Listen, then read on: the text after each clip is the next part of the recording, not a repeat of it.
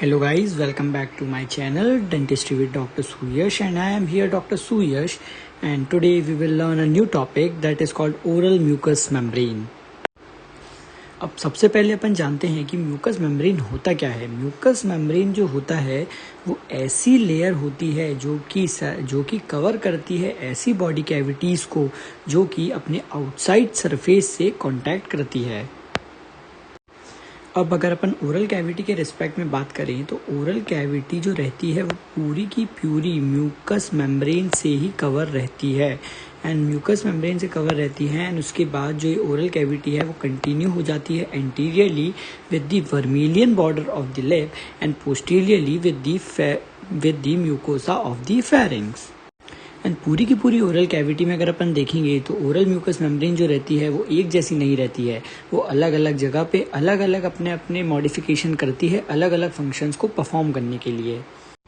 अलग अलग फंक्शंस में जैसे आ जाएगा मैस्टिकेशन करना एंड उसके बाद टेस्ट में हेल्प करना, ल्यूब्रिकेशन में हेल्प करना, बहुत अलग अलग फंक्शंस। तो अलग अलग जो उसका स्ट्रक्चर रहता है वो वेरी करता है अपनी पूरी ओरल कैविटी में एंड उस अलग अलग फंक्शंस को या अलग अलग मेम्ब्रेन एंड ये अलग अलग फंक्शंस को जो अडेप्ट करने के लिए जो ये मॉडिफिकेशन दिखाती है उसके बेसिस पे अपन इसको क्लासीफाई करेंगे।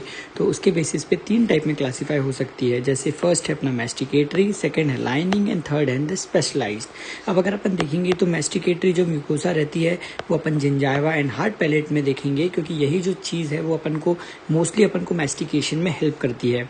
लाइनिंग म्यूकोसा देखें तो लिप हो गया, चीक हो गया, एल्वियोलर हो गया, एल्वियोलर रीजन हो गया और म्यूकोसा एल्वियोलर म्यूकोसा हो गया एंड एक्सेट्रा। एंड स्पेशलाइज्ड अगर अपन देखें तो स्पेशलाइज्ड होती है dorsum of the tongue and the taste buds present on the tongue. अगर अपन लाइनिंग म्यूकोसा को देखें तो वो सारे एरिया ओरल म्यूकोसा का जो कि मैस्टिकेटरी म्यूकोसा और स्पेशलाइज्ड म्यूकोसा के अंडर नहीं आता है, जितना भी अपना अंदर का लाइनिंग बचेगी उसे हम बोलेंगे लाइनिंग म्यूकोसा। एंड एक अगर अपन इसको दूसरे टाइप से भी क्लासीफाई कर सकते हैं जो कि है keratinized mucosa and the non keratinized mucosa. अगर आप केराटिनाइज्ड म्यूकोसा में देखेंगे तो केराटिनाइज्ड म्यूकोसा में आ जाता है gingiva and the hard palate and non keratinized में देखेंगे तो lip, cheek, alveolar mucosa etcetera ये सब आ जाता है अपना नॉन केराटिनाइज्ड म्यूकोसा में। अब अगर अपन मैस्टिकेटरी म्यूकोसा देखें तो मैस्टिकेटरी म्यूकोसा का जो काम रहता है वो रहता है मैस्टिकेशन में हेल्प करना। तो जितनी भी म्यूकोसा रहती है उसके अंडर या तो बोन रहेगा या मसल रहेगा, जो कि जिसके कारण ये जो रहती है एक टफ लेयर रहती है और अगर बोले तो नॉन स्ट्रेचेबल लेयर रहती है। इसके अंदर का जो भी बोन वगैरह रहता है वो उसको एक सपोर्ट प्रोवाइड करता है। इस प्रकार से ये अपन को एक मैस्टिकेशन में हेल्प करती है। अब लाइनिंग म्यूकोसा देखें तो लाइनिंग म्यूकोसा मतलब ये अपनी ओरल कैविटी को सेपरेट करती है आउटर रीजन से एंड इसका जो काम रहता है वो रहता है पूरी की पूरी ओरल कैविटी को लाइन करना, इसको ल्यूब्रिकेट करना एक्सेट्रा, अपने को च्यूइंग में हेल्प करना। इन सब काम का जो रहता है वो है लाइनिंग म्यूकोसा का। जितने भी अपने मसल्स ऑफ मैस्टिकेशन रहते हैं वो सब कवर्ड रहते हैं अपनी लाइनिंग म्यूकोसा से।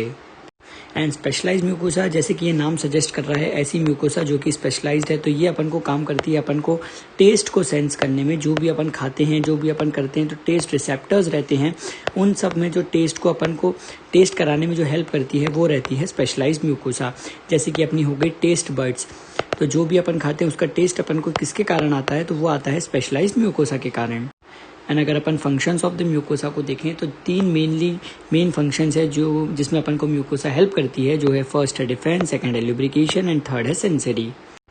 अब डिफेंस में अगर देखें तो अपनी जो एक ओरल कैविटी है वो एक प्रॉपर इंटीग्रिटी मेंटेन करके रखती है, जिसके कारण जो भी बाहर के बैक्टीरियाज हैं वो अपनी ओरल एपिथेलियम के अंदर इन्वेड नहीं कर पाए। जैसे कि अपन जानते हैं अपनी जो ओरल एपिथेलियम रहती है वो बहुत सारे जो ऑर्गेनिजम्स या माइक्रो ऑर्गेनिजम्स अपन बोले उसको हार्बर करती है, उसको एक प्लेस देती है। तो लेकिन अगर अपनी बॉडी का डिफेंस मैकेनिज्म कमज़ोर रहेगा तो ये सारे ऑर्गेनिज्म इन्वेड कर जाएंगे एंड अपनी बॉडी इसके पे रिएक्ट करेगी एंड अपन को कोई ना कोई डिसीज़ हो सकती है। तो जो अपनी ओरल एपिथेलियम होती है वो बहुत ही ज़्यादा इररेजिस्टेबल होती है कि वो कोई भी ऑर्गेनिज्म को अपनी बॉडी के अंदर इन्वेड नहीं करने दें एंड इसके लिए वो एक प्रॉपर इंटीग्रिटी मेंटेन करती है। अगर इस इंटीग्रिटी के अंदर कुछ भी क्रैक वगैरह कुछ भी आ गया है, इंटीग्रिटी ब्रेक हो गई, तो ये जितने भी ऑर्गेनिजम्स हैं ये इन्वेड कर सकते हैं एंड इन्फेक्शन कॉज कर सकते हैं। एंड जितने भी ऑर्गेनिजम्स या माइक्रो ऑर्गेनिजम्स जो टॉक्सिन प्रोड्यूस करते हैं उन सब के लिए भी ये इम्परमिएबल होती है। इस प्रकार से ये अपन को इम्यूनिटी और अपने डिफेंस में अपन को हेल्प करती है।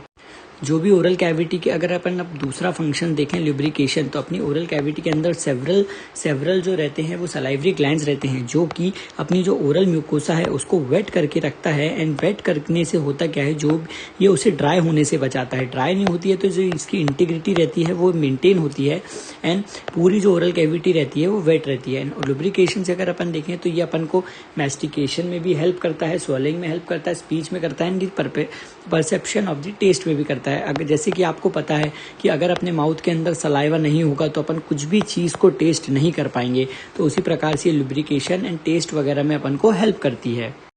एंड जैसे कि अपन जानते हैं कि जो ओरल म्यूकोसा है वो सेंसिटिव रहती है टच के लिए, प्रेशर के लिए, पेन के लिए, टेम्परेचर के लिए, वैसे ही ये डिफरेंट टेम्परेचर्स के लिए भी सेंसिबल रहती है। तो इसी प्रकार से अपन को सेंसेशन करने में हेल्प करती है। बहुत सारे रिफ्लेक्सेस में भी हेल्प करती है, जैसे कि हो जाता है swallowing, gagging, retching and the salivating reflexes. इन सब के रिसेप्टर जो रहते हैं वो भी ओरल म्यूकोसा में पाए जाते हैं। इस प्रकार से ये अपन का सेंसरी फंक्शन को परफॉर्म करती है। अब अगर अपन को structure of oral mucous membrane पूरा पढ़ना है तो आप देखेंगे कि जो ओरल म्यूकस मेम्ब्रेन रहती है वो 4 लेयर से मिलके बनती है। पहली रहती है एपिथेलियम, सेकंड रहती है लैमिना प्रोप्रिया, थर्ड रहती है सब म्यूकोसा एंड फोर्थ रहती है बोन या मसल या जो भी अंडरलाइन टिश्यू अपने अंदर पाया जाता है। अब अगर अपन एपिथेलियम की बात करें तो एपिथेलियम 2 प्रकार का होता है, कैरेटनाइज्ड एंड दी नॉन कैरेटनाइज्ड। एंड कैरेटनाइज्ड में भी 2 प्रकार का रहता है, एक होता है ऑर्थो कैरेटनाइज्ड एंड एक होता है पैरा कैरेटनाइज्ड। अब ये सारी लेयर्स को अपन 1 बाय 1 पढ़ेंगे इसको डीप में कि कौन सी लेयर में क्या क्या पाया जाता है, किस चीज़ का क्या काम होता है। तो सबसे पहले अगर अपन देखें स्ट्रक्चर ऑफ एपिथेलियम, तो ये एक वास्ट टॉपिक है, तो इसको एक अपन एंड में लेंगे। अपन सबसे पहले शुरुआत करते हैं लैमिना प्रोप्रिया से, उसके बाद सब mucosa, then after the bone. अब अपन बात करते हैं बेसमेंट मेम्ब्रेन की। तो बेसमेंट मेम्ब्रेन क्या होता है? बेसमेंट मेम्ब्रेन एक इंटरफेस होता है जो कि पाया जाता है कनेक्टेड टिश्यू और दी एपिथेलियम के बीच में। या तो बोलें तो बेसमेंट मेम्ब्रेन एक ऐसी लेयर ऑफ दी सेल्स होती है जो कि अपन को कनेक्टेड टिश्यू और जो अपना एपिथेलियम रहता है उसको डिवाइड करता है। जो बेसमेंट मेम्ब्रेन होती है वो अगर अपन देखें तो वो होती है रिच इन म्यूकोपॉलीसेक्राइड्स होती है। एंड अगर अपन इसको स्टेन करके देखें तो अगर अपन इसको एसिड्स के पीरियोडिक एसिड्स के मेथड से अगर वो करेंगे, स्टेन करेंगे, तो ये पॉजिटिवली उस एसिड या उस अपन स्टेन को बोले तो ये ले लेती है। अगर अपन लाइट माइक्रोस्कोप में इसे देखें तो इसे अपन कहते हैं बेसमेंट मेम्ब्रेन। और अगर अपन इसको इलेक्ट्रॉन माइक्रोस्कोप या तो बोले अल्ट्रा स्ट्रक्चर अगर अपन इसको देखते हैं तो अपन इसे बेसल लैमाइना कहते हैं। अब अगर अपन इसको इलेक्ट्रॉन माइक्रोस्कोप के अंदर देखें तो आप देखेंगे कि जो बेसमेंट मेम्ब्रेन होता है, बेसमेंट मेम्ब्रेन में आप 2 पार्ट्स देखते हैं, एक होता है क्लियर जोन, एक होता है डार्क जोन। जो क्लियर जोन होता है वो एक डिवॉइड ऑफ सेल की लेयर होती है, जो कि आप अगर माइक्रोस्कोप में देखें तो आपको एक बहुत ही क्लियर जोन दिखेगा। इस क्लियर जोन को हम बोलते हैं लैमाइना ल्यूसिडा। और जो एक डार्क जोन आ जाए, या तो बोले कि ऐसी लेयर जहाँ पे आपको सेल्स बहुत ज़्यादा दिखते हैं, डेंसली पैक्ड दिखते हैं, इसे हम कहते हैं लैमाइना डेंसा। अब अगर आप लैमाइना ल्यूसिडा की बात करें तो इसमें आप देखेंगे कि ये 20 to 40 नैनोमीटर की थिकनेस की लेयर होती है। इसमें टाइप 4 कोलेजन पाया जाता है एंड अगर इसमें एक एंटीजन बाउंड एंटीबॉडी KF1 भी पाई जाती है। और यहीं पे अगर आप लैमिना डेंसा में देखेंगे तो इसमें टाइप 1 एंड टाइप 4 2 प्रकार के कोलेजन पाए जाते हैं। एंड लैमिना डेंसा में आप देखेंगे कि इसमें फिब्रिल्स पाए जाते हैं जो कि टाइप 7 टाइप के होते हैं। अब अगर अपन लैमिना प्रोपेरिया की बात करें तो लैमिना प्रोपेरिया होता क्या है? लैमिना प्रोपेरिया एक ऐसा कनेक्टेड टिश्यू कह सकते हैं कि एक कनेक्टेड टिश्यू होता है जो कि एपिथेलियम को अपने सपोर्ट देता है। तो lamina propria is a connected tissue that supports the epithelium. अब लैमिना प्रोपेरिया को अगर अपन देखें तो ये 2 पार्ट में डिवाइड करा जा सकता है, एक होता है पैपिलरी और एक होता है रेटिकुलर। जो पैपिलरी होता है वो जस्ट बीनीथ द एपिथेलियम पाया जाता है। और कहे तो पैपिलरी जो अपना लैमिना प्रोपेरिया रहता है वो एपिथेलियम रिजिस के बीच में पाया जाता है। एंड जस्ट पैपिलरी के नीचे जो पाया जाता है उसे अपन बोलते हैं रेटिकुलर पार्ट, लैमिना प्रोपेरिया का रेटिकुलर पार्ट। अब जो रेटिकुलर लेयर रहती है वहाँ पे बोला जाता है कि वहाँ पे एक इमेच्योर अरेंजमेंट ऑफ एरिगोफिलिक फाइबर्स का अरेंजमेंट पाया जाता है। और अगर आप देखेंगे तो एक जो कोलेजन रहता है वो एक नेट और वो कहें कि एक मैश लाइक स्ट्रक्चर यहाँ पे बनाता है। एंड जैसे कि अपन को पता है कि पैपिलास जो रहते हैं वो अलग अलग एरिया में अलग अलग साइज एंड अलग अलग डेप्थ के रहते हैं, वैसे ही जो अपनी पैपिलरी लेयर रहती है वो अलग अलग जगहों पे अलग अलग थिकनेस की पाई जाती है। आप जैसे डायग्राम में देख सकते हैं कि यहाँ पे तो मैंने एक अलग ही तरीके से आपको डिफरेंशिएट करके बताया है कि पैपिलरी लेयर और जो रेटिकुलर लेयर रहती है वो अलग अलग कैसी दिखती है। बट अगर आप इसको इलेक्ट्रॉन माइक्रोस्कोप के अंदर देखेंगे तो ये एक कंटिन्यूस लेयर रहती है और वहाँ पे आप डिफरेंशिएट नहीं कर पाएंगे कि पैपिलरी लेयर कौन सी है एंड एक रेटिकुलर लेयर कौन सी है। जहाँ पे आप जानते हैं कि पेपिला जो रहते हैं वो बहुत ज़्यादा ही शॉर्ट रहते हैं। जैसे कि अगर अपन बात करें अपने एल्वेलर म्यूकोसा में जो पेपिलाज रहते हैं वो बहुत ही ज़्यादा शॉर्ट रहते हैं, तो उन एरियाज़ में तो आप देखेंगे कि आप पेपिलरी लेयर को बिल्कुल डिफ्रेंशिएट ही नहीं कर पा रहे हैं। ये जो पेपिलास बनते हैं ये क्यों बनते हैं? ये एक अपन को जो अपना मटेरियल रहता है जो कि एक्सचेंज होता है अपने इपिथेलियम और कनेक्टिव टिश्यू के बीच में, तो ये एक मोर सरफेस एरिया प्रोवाइड करते हैं जिसके कारण जो एक्सचेंज ऑफ दी मटेरियल रहे वो और अच्छे से फैसिलिटेट हो सके और उसे और ज़्यादा सरफेस एरिया मिले, जिसके कारण ज़्यादा से ज़्यादा मटेरियल जो रहे वो सर्कुलेट हो सके। अब अगर अपन ग्राउंड सब्सटेंस की बात करें अपने लैमिना प्रोप्रिया की, तो ग्राउंड सब्सटेंस में आप देखेंगे कि टाइप 1 एंड टाइप 3 टाइप्स के कोलेजन फाइबर्स मिलते हैं, सेल्स मिलते हैं एंड अगर आप अमीनो एसिड्स की बात करें तो प्रोटियोग्लाइकेंस एंड दी ग्लाइकोप्रोटीन्स यहाँ पे पाए जाते हैं। अब अपन बात करें सब म्यूकोसा की, तो सब म्यूकोसा देखें तो एक ये ऐसी लेयर होती है जो कि अपने लैमिना प्रोप्रिया को कनेक्ट करती है अपने बोन से या मसल से या तो अंडरलाइन टिश्यू जो भी रहे उससे कनेक्ट करेगी।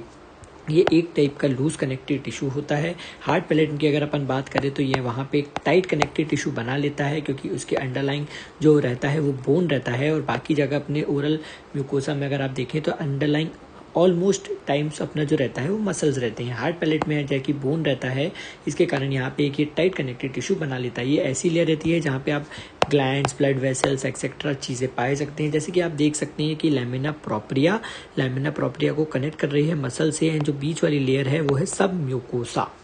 जैसे कि ये वाली लेयर में आप देख रहे हैं कि ब्लड वेसल्स पाए जाते हैं, नर्व्स पाई जाती हैं, तो ये जो रहता है ये मसल्स को अपने एक सप्लाई देने के लिए भी काम करता है, ब्लड का सप्लाई, नर्व का सप्लाई, यानी कि प्रॉपर कनेक्टिविटी मेंटेन करके रखता है लैमिना प्रोप्रिया और दी मसल और दी अंडरलाइन टिश्यू से।